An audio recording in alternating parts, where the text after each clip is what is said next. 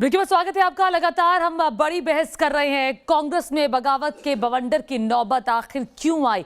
तमाम खास मेहमान इस वक्त हमारे साथ मौजूद हैं। एक बार फिर से मैं परिचय करा दूं अपने खास मेहमानों का। तहसीन पूनावाला हमारे साथ मौजूद है, एनके सिंह साहब मौजूद है, राजीव जेटली मौजूद है, मेरे साथ मेरे सहयोगी मोहित दुबे भी लगातार बने हुए हैं। लेकिन इनके साथ हम चर्चा करें उससे पहले इस वक्त सीधे आपको पुडुचेरी लिए चलते हैं, जहां पर अमित शाह कुछ कह रहे हैं।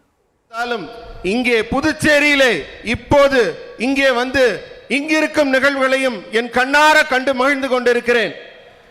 இங்கே நடந்திருக்கும் நிகழ்வுகளை என் அரசியல் அனுபவத்தை வைத்து உங்கள் முன் சொல்கிறேன். வரும் தேர்தலில் பாரதிய ஜனதா கட்சியின் தலைமையிலே தான் புதிய ஆட்சி மலரப் போகிறது. இதுதான் उन्மை. मित्रों, हम जब से केंद्र में प्रधानमंत्री नरेंद्र मोदी जी की सरकार आई, 2014 से हम प्रयासशील थे कि ये पुडुचेरी छोटा सा प्रदेश है, केंद्र शासित प्रदेश है, ये पूरे देश भर के अंदर एक मॉडल राज्य बने। नरेंद्र मोदी जी ने 115 से ज्यादा योजनाओं को यहां भेजकर पुडुचेरी के सर्वांगीण विकास के लिए आगे कदम बढ़ाए। मगर यहां एक सरकार थी जो छोटी पॉलिटिक्स करना चाहती थी। इनके मन में डर था कि अगर ये योजनाएं पुडुचेरी के अंदर लोकप्रिय होती है तो उनकी नींव खत्म हो जाएगी। इन्होंने योजनाओं को नीचे नहीं दिया। नारायणसामी की सरकार इसके लिए जिम्मेदार है। मगर मैं आज आपको वादा करता हूं, एक बार आप भारतीय जनता पार्टी को मैंडेट दीजिए, एक छोटे से राज्य को हम भारत का गहना बनाकर दुनिया के सामने रखेंगे। நண்பர்களே, 2014 நரேந்திர மோடி அவர்கள் ஆட்சி அமைத்த போதே இந்தியாவிலேயே இருக்கிற சின்ன மாநிலமான புதுச்சேரிய இந்தியாவிலேயே உதாரண மாநிலமாக மாடல் ஒரு பிரதேசமாக உருவாக்கி காட்டணும்னு முடிவெடுத்தார். 115 திட்டங்களை இந்த மாநிலத்துக்காக அனுப்பி வச்சார். ஆனா இங்க இருந்த அரசாங்கம் மிகவும் சின்னத்தனமாக மிகவும் கீழ்த்தரமாக நடந்து அந்த திட்டங்கள் எல்லாம் வராம தடுக்கிற வேலையை மட்டும்தான் நாராயணசாமி பண்ணார். மக்களுக்கு நல்ல திட்டங்கள் வராம கெடுத்துட்டார். ஆனா நான் உங்களுக்கு ஒரு உத்தரவாதம் தரேன், ஒரே ஒரு முறை பாரதிய ஜனதா கட்சியை ஆட்சியில் அமர்த்தி பாருங்கள், புதுச்சேரி இந்தியாவின் மிகச்சிறந்த மாநிலமாகும். मित्रों, अभी अभी बड़ा कोहराम मचा है कि कांग्रेस की सरकार टूट गई। कांग्रेस के कुछ मित्र भारतीय जनता पार्टी में ज्वाइन हो गए। मैं आपको बताना चाहता हूं कि कांग्रेस आरोप लगा रही है कि भारतीय जनता पार्टी ने उनकी सरकार को गिराया। भाई, आपने मुख्यमंत्री ऐसा व्यक्ति बनाया था जो अपने सर्वोच्च नेता के सामने ट्रांसलेशन करने में भी झूठ बोले। इस प्रकार के झूठे व्यक्ति को आपने मुख्यमंत्री बनाया। நண்பர்களே, இங்கிருக்கும் காங்கிரஸ் ஆட்சி தானாக கவிழ்ந்து விட்டது. அதிலிருந்த காங்கிரஸ் தலைவர்கள் எல்லாம் ஒருவர் பின் ஒருவராக பாரதிய ஜனதா கட்சியிலே வந்து தன்னை இணைத்துக் கொண்டிருக்கிறார்கள். நாராயணசாமி அவர்களே, உங்களுக்கு நான் சொல்லிக் கொள்கிறேன், இந்த நிகழ்வு எல்லாம் நடக்கிறதுக்கு என்ன காரணம்? அவங்களெல்லாம் என்ன நடக்கிறாங்களே உங்களுக்கு புரிஞ்சுக்க முடியலையே. உங்க தலைவருக்கே நீங்க பொய் சொன்னவராச்சே. அப்ப உங்க கூட இருந்தவங்களுக்கு எல்லாம் பொய் சொன்னதுனால தானே அவங்க எல்லாம் உங்களை விட்டு பிரிஞ்சு வந்திருக்காங்க. मित्रों, मुझे मालूम नहीं है देश में बेस्ट रीलर अवार्ड दिया जाता है या नहीं दिया जाता है, मगर बेस्ट रीलर अवार्ड, सबसे बड़ा झूठ बोलने का अवार्ड अगर दिया जाता है तो बेस्ट रीलर अवार्ड नारायणसामी जी को जरूर मिलना चाहिए। உலகத்திலே நல்ல பொய் சொல்றவருக்காக ஒரு விருது கொடுக்கணும்னா அது உங்க முன்னாள் முதலமைச்சர் நாராயணசாமிக்கு தான் அந்த பொய் சொல்ற விருது கொடுக்கணும். मित्रों, उनकी नजर पुडुचेरी के विकास के लिए नहीं होती थी। उनकी नजर गांधी परिवार की सेवा करने में और चरण स्पर्श करने में ही इनका ध्यान रहता था। அவரோட எண்ணம் நோக்கம் செயல் எல்லாம் மக்கள் முன்னேறணும்னு நினைக்கலீங்க. அந்த காந்தி குடும்பம்னு சொல்லிட்டு இருக்காங்களே டெல்லியில, அவங்க வளர்ச்சியை தான் நினைச்சு அவர் செயல்பட்டார், மக்கள் வளர்ச்சி பத்தி நினைக்கல. मित्रों, आप मुझे बताइए, ये इतने सारे बड़े बड़े नेता पुडुचेरी के भारतीय जनता पार्टी ज्वाइन कर रहे हैं, कांग्रेस पार्टी वंशवाद और परिवारवाद के कारण केवल पुदुचेरी में नहीं पूरे देश भर में बिखर रही है. காங்கிரஸ் கட்சியிலேருந்து எல்லா தலைவர்களும் ஒருத்தர இங்க வந்துட்டு இருக்காங்க. இது காரணம் என்ன? அங்க என்ன மகாராஜா மாதிரி குடும்ப ஆட்சி நடக்குது. நான் சொல்றேன், பாண்டிச்சேரி மட்டுமில்ல, மொத்த இந்தியாவிலிருந்தும் காங்கிரஸ் காணாமல் போகும். क्योंकि वहां पर मेरिट का स्थान नहीं है. मैं पुदुचेरी की जनता को याद कराना चाहता हूं, गत चुनाव में कांग्रेस पार्टी नमः शिवायम के नेतृत्व में चुनाव लड़ी और जब मुख्यमंत्री बनाने का बारी आई तो गांधी परिवार के पैर कौन पकड़ता है, इसको मेरिट मानकर नारायण सामी को मुख्यमंत्री बना दिया. इससे बड़ा पुदुचेरी की जनता के साथ धोखा और कोई नहीं हो सकता. तो अमित शाह को आप सुन रहे हैं पुडुचेरी के करईकल में चुनावी सभा को संबोधित करते हुए, और बड़ी बात जो अमित शाह ने कही वो ये कि देखिए पुडुचेरी में एक ऐसे सीएम बने जो ट्रांसलेट भी गलत करके बताते हैं. आपको वो वाकया याद होगा जब राहुल गांधी पुडुचेरी पहुंचे थे और नारायण सामी उनके साथ मौजूद थे. एक महिला ने अपनी व्यथा बताई और उस महिला ने शिकायत दरअसल की थी मुख्यमंत्री के खिलाफ. तो मुख्यमंत्री ने कहा कि देखिए ये तारीफ कर रही है, जो काम मुख्यमंत्री की तरफ से किया गया उसकी तारीफ कर रही है. तहसीन अब अमित शाह भी चुटकी ले रहे हैं, सीधे तौर पर कह रहे हैं कि एक ऐसे व्यक्ति को कांग्रेस पार्टी ने मुख्यमंत्री बनाया जो ट्रांसलेट भी गलत करके बता रहे हैं अपने आला कमान को. ऐसे व्यक्ति को इस मुल्क ने गृह मंत्री बनाया जिन्होंने पार्लियामेंट में कहा, मैं उनको कोट करता हूं कि क्या फारूक अब्दुल्ला के कनपट्टी पे बंदूक रखकर लाना चाहिए उन्हें, और पार्लियामेंट में झूठ बोला कि फारूक अब्दुल्ला साहब पर कोई केस नहीं था. ऐसे व्यक्ति को गृह मंत्री बनाया. ऐसे व्यक्ति को गृह मंत्री बनाया जिनके सपूत्र आज क्रिकेट बोर्ड में, और एक भी न्यूज चैनल में एक गट्स नहीं है पूछने को क्योंकि सपूत्र वहां क्यों है, और माननीय सुप्रीम कोर्ट जिसकी मैं बहुत ज्यादा इज्जत करता हूं उस केस को नहीं सुन रही कि वो सुप्रीम कोर्ट लोढा कमीशन के रिपोर्ट कंडीशंस के बावजूद क्यों है. ये गट्स मुझ में है और किसी में नहीं है. लेकिन मैं एक बात करके अपनी बात समाप्त करता हूं. आप लोग अच्छी बात है, आप लोग अमित शाह जी की रैली दिखाते हो, वेस्ट बंगाल दिखाते हो, कभी कभी तमिलनाडु, आसाम भी दिखा दीजिए, केरला भी दिखा दीजिए. दिखाते हैं, आप न्यूज नेशन देखिए. मैं दावे के साथ कहती हूँ, मैं दावे के साथ कहती हूँ सर, हम सब कुछ दिखाते हैं. मैं आपकी बात नहीं कर रहा हूँ, मीडिया की, मैं आपकी नहीं मीडिया की बात कर रहा हूँ. आप तो बहुत न्यूट्रल चैनल है, मतलब आप सोचिए, आप तो बहुत अच्छे चैनल हो. आपके ही चैनल पे मोदी जी ने कहा था कि हवाई जहाज रेडार से क्लाउड के पीछे छुप सकते थे, और आपने दिखाया आपने किस तरह से मोदी जी की खिल्ली हुई. तो अब इस तरह की बातें, आप लोग न्यूट्रल चैनल हो, मैं दूसरे चैनल की बात करता हूं. जो रिस्पांस तमिलनाडु में राहुल गांधी को मिल रहा, केरल में, आसाम जीतेगी कांग्रेस, लिख कर लेना, काउंटिंग दिन पे मैं आपके साथ हूं. आसाम, केरल, तमिलनाडु कांग्रेस जीत रही है. दिखाइए. हम सब दिखाते थे. ऐसे न्यूज नेशन देखना शुरू कर दीजिए हमारे साथ. ठीक है.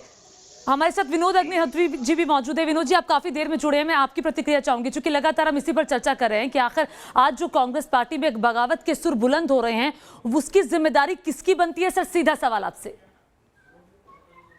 देखिए, बगावत मुझे लगता है किसी भी पार्टी की राजनीतिक दल के वाइब्रेशन का निशानी है. अच्छी बात है, अगर पार्टियों में विरोध के स्वर उठेंगे तभी तो लोकतंत्र जिंदा रहेगा. और कम से कम कांग्रेस पार्टी में अगर कुछ लोग अपनी बात कह पा रहे हैं तो इसके लिए जो है कांग्रेस पार्टी टूट जाएगी ये तो मैं अभी नहीं मानता. लेकिन अगर गुलाम नबी आजाद, आनंद शर्मा जैसे पुराने वरिष्ठ लोग अपनी बात कह रहे हैं तो ये तो एक डेमोक्रेटिक सेटअप में अच्छी बात है, और ये बात तो हर पार्टी को होनी चाहिए मुझे लगता है. और मुझे लगता है कांग्रेस नेतृत्व को उनकी बात को सुनना चाहिए, उस पर ध्यान देना चाहिए और उसके हिसाब से कोर्स करेक्शन करना चाहिए. तो मैं इसको बगावत तो भी नहीं मानता हूं. अगर पार्टियों में विरोध के स्वर नहीं उठेंगे तो माना जाएगा तानाशाही है, और अगर कोई अपनी बात कहेगा तो हम उसको बगावत करने लगेंगे. मुझे लगता है ये प्रवृत्ति जो है ये भी ठीक नहीं है. पार्टियां वाइब्रेंट हो, ये लोकतंत्र के लिए बहुत जरूरी है. राजीव जी, जो बात आप कह रहे थे, देखिए यहाँ पर तो लोकतंत्र है. अग्निहोत्री साहब सीधे तौर पर कह रहे हैं, अभी आप यही कह रहे थे कि परिवार है, यहाँ लोकतंत्र है तभी नेता बोल पा रहे हैं. यही आरोप लगा रहे थे अभी आप थोड़ी देर पहले कांग्रेस पार्टी पर. देखिए, आप किसके सामने जाकर गुहार लगा रहे हैं. आपने खुद ही कंफ्यूजन पैदा कर दिया. आप कह रहे हैं ये गांधी की पार्टी है. अरे कम से कम ये तो स्पष्ट कर देते कौन से वाले गांधी जी की पार्टी है. गांधी जी में वो राहुल गांधी की बात कर रहे हैं, महात्मा गांधी जी की बात कर रहे हैं, सोनिया गांधी जी की बात कर रहे हैं, वो कौन से गांधी की बात कर रहे हैं. यही तो कंफ्यूजन है. मैंने आपसे पहले भी कहा था ये उनका आंतरिक मसला है, इसमें हम नहीं पढ़ना चाहते. ठीक है, अभी आंतरिक मसला आप कह रहे हैं, लेकिन इससे पहले आपने ये कहा था कि देखिए लोकतंत्र नहीं है, बात नहीं कर सकते. कम से कम इसकी तारीफ तो कर दीजिए. अगर कुछ नेता बगावत कर रहे हैं, अपनी बात मैंने नहीं कहा आपको, आप समझे नहीं. मैंने कब कहा लोकतंत्र नहीं है. अरे जब नेता ही नहीं है वहां तंत्र की जरूरत ही क्या है? वहां तो कोई भी बात रख सकता है। जब उन्होंने इस बात को एक्सेप्ट कर लिया है कि हम महात्मा गांधी, जवाहरलाल नेहरू, सरदार वल्लभ भाई पटेल, सुभाष चंद्र बोस की पार्टी है। हमारे समर्थक, हम जो समर्थक है, गांधी जयंती पर महात्मा गांधी की जय ट्रेंड करते हैं। मोदी जी के समर्थक महात्मा गांधी के जिस दिन पे वो शहीद हुए उस दिन गोडसे जिंदाबाद ट्रेंड करते हैं। और मोदी जी ये नहीं कहते कि ये गलत है। गोडसे जिंदाबाद नंबर 1 पे ट्रेंड हो रहा था और मोदी जी के समर्थक, वेरीफाइड समर्थक इसे ट्रेंड करते। तहसीन मेरा सीधा सवाल आपसे ये है। तहसीन, अब सीधे सवाल का सीधा जवाब दे दीजिएगा कि ये नौबत जो आई है आज, ये फिर ना आए। आपकी पार्टी लगातार 2019 के बाद से, 14 के बाद से कमजोर होती जा रही है। कैडर बिल्कुल हतोत्साहित है, निराश है। उसमें जान फूंकने के लिए तो कुछ तो करना होगा ना। स्थायी नेतृत्व आप ढूंढ नहीं पा रहे हैं, आपके नेता जो है वो कंटिन्यूटी में रहते ही नहीं है। तो ये कब होगा? कैसे विश्वास जीतेंगे आप लोगों का? किसी को इस पार्टी में गुलाम बनने की जरूरत नहीं है। हर व्यक्ति आजाद है चुनाव लड़ने के लिए राहुल जी के खिलाफ। चुनाव फ्री एंड फेयर होते हैं। तो कब नड्डा जी के चुनाव की तरह नहीं होता कि आरएस। तो राहुल गांधी को अध्यक्ष चुन रहे हैं ना, आप कह रहे हैं? जिसके भी खिलाफ लड़े, चुनाव फ्री एंड फेयर होता।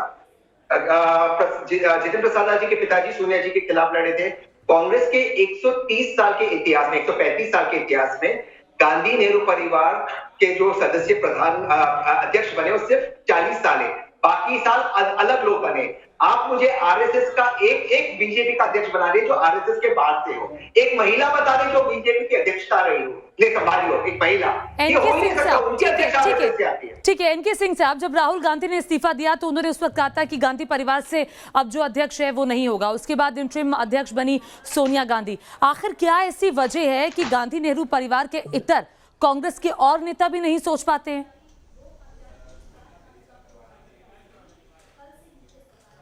नहीं, देखिए, आज वो स्थिति नहीं है। एक मोदी जैसा शख्सियत है, बीजेपी जैसा संगठन है। अगर आपको मुकाबला करना है तो strong ideological backup, strong cadre, committed cadre ये डेवलप करना पड़ेगा। राहुल गांधी के वो क्षमता नहीं है। राहुल गांधी रहेंगे तो ऐसे ही पार्टी गिरती रहेगी। आपको इमीडिएटली राहुल गांधी नहीं तो कौन है एनके सिंह साहब? एक नया नेतृत्व आपको लगता है कोई आएगा लड़ने में? बिल्कुल सही कहा आपने, लेकिन उसमें यंग है। बिल्कुल आ सकता है। ये दिखाई नहीं देता है कई बार पॉलिटिकल पार्टी में।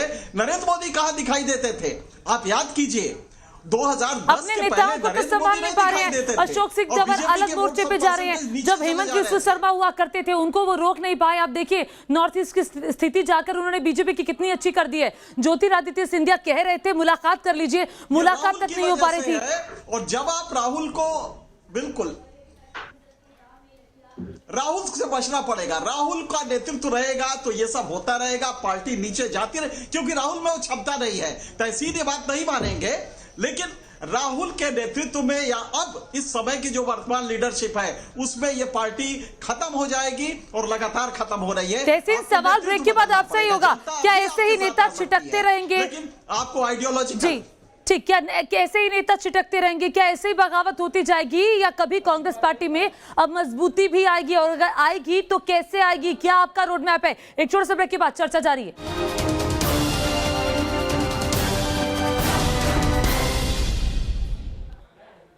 स्वागत है आपका और लगातार चर्चा जारी है। कांग्रेस में बगावत के बवंडर का जिम्मेदार कौन है और ये नौबत क्यों आई? तहसीन पूनावाला लगातार हमारे साथ बने हुए। राजीव जेटली मौजूद है बीजेपी से, एनके सिंह साहब वरिष्ठ पत्रकार और साथ ही वरिष्ठ पत्रकार अग्निहोत्री साहब भी हमारे साथ लगातार बने हुए हैं। अग्निहोत्री जी, सवाल अब आपसे ये है कि अब कांग्रेस का आगे क्या आपको दिखाई देता है? ये स्थिति क्या इशारा कर रही है और आगे क्या आपको लगता है कि कांग्रेस पार्टी यहाँ से रिवाइव कर पाएगी? चूंकि इतना वक्त हो चुका है, चूंकि कार्यकारी अध्यक्ष है सोनिया गांधी, अध्यक्ष तक तो चुना नहीं जा रहा। कांग्रेस पार्टी को अब परिवार और पार्टी के बीच में तय करना है कि पार्टी को कैसे चलाया जाए। जाहिर है ये बात सही है कि जो नेहरू गांधी परिवार है वो कांग्रेस का एक ग्लू है, सीमेंटिंग फैक्टर है। लेकिन ये भी सवाल है कि वो पार्टी को आगे ले जाने में कितना सक्षम है। क्या राहुल गांधी पार्टी को वापस आगे ले जा सकते हैं या उनकी जगह कोई और विकल्प हो? ये एक बड़ा सवाल है। और मुझे लगता है कि कांग्रेस पार्टी अब गांधी परिवार से आगे की सोचेगी, तब शायद जरूर कुछ रास्ता निकले। लेकिन कांग्रेस पार्टी का एक संकट यह भी है कि वो परिवार से आगे सोचने के बजाय वो अभी यही तय नहीं कर पा रही है कि उसको करना क्या है। ये जो G23 जिसकी हम बात करते हैं, जो गुलाम नबी आजाद, कपिल सिब्बल, आनंद शर्मा, सारे लोग हैं, अभी तक इन्होंने राहुल गांधी या सोनिया गांधी या प्रियंका गांधी के खिलाफ एक शब्द नहीं कहा है। अभी ये बार बार कांग्रेस पार्टी की कार्यशैली को लेकर सवाल उठा रहे हैं, लेकिन अभी अध्यक्ष कौन बने, क्या बने, इस पर इनकी कोई राय नहीं है। कल जम्मू में भी जो इनकी मीटिंग हुई उसमें भी किंतु परंतु करके बात हुई, लेकिन कोई स्पष्ट बात अभी सामने नहीं आएंगे। तो अभी यही लोग आपस में तय नहीं कर पा रहे हैं, या तो विकल्प के तौर पर किसी का नाम आगे करें कि भाई ठीक है गुलाम नबी आजाद संभालेंगे कमान, आनंद शर्मा संभालेंगे, कपिल सिब्बल संभालेंगे, मनीष तिवारी संभालेंगे, हुड्डा संभालेंगे, कोई विकल्प के सामने तौर पर सामने लाए जो कांग्रेस पार्टी के भीतर एक मंथन की शुरुआत करे। अभी तो ये पहले आपस में तय कर लें। दूसरी बात यह है कि जो कांग्रेस पार्टी की दुर्दशा है, क्या इसके लिए सिर्फ राहुल गांधी, सोनिया गांधी जिम्मेदार हैं? क्या ये नेता जो है ये 40 साल से तमाम पदों पर रहे हैं, ये जिम्मेदार नहीं है क्या? गुलाम नबी आजाद साहब जिन जिन राज्यों के प्रभारी रहे उन राज्यों में क्या हाल हुआ कांग्रेस पार्टी का? आनंद शर्मा अपने हिमाचल प्रदेश में कितना पार्टी को जिता पाए? एक हुड्डा को अगर आप छोड़ दीजिए तो बाकी सारे नेताओं को देख लीजिए। तो ये लोग विभिन्न पदों पर रहे, राज्यसभा से लेकर के पार्टी के तमाम पदों पर। आज कांग्रेस के आम कार्यकर्ताओं से बात करिए, वो कहते हैं कि ये बहुत वैलिड की जो पॉइंट दुर्दशा आपने है, उठाया। उसके लिए ये एनके लोग सिंह साहब, मुझे याद है राहुल गांधी ने जब अध्यक्ष पद से इस्तीफा दिया था तो वो कह रहे थे कि मैं ही लड़ रहा था चुनावों में और कोई मेरा साथ देने नहीं आ रहा था। ये इन नेताओं की भी तो जिम्मेदारी बनती थी।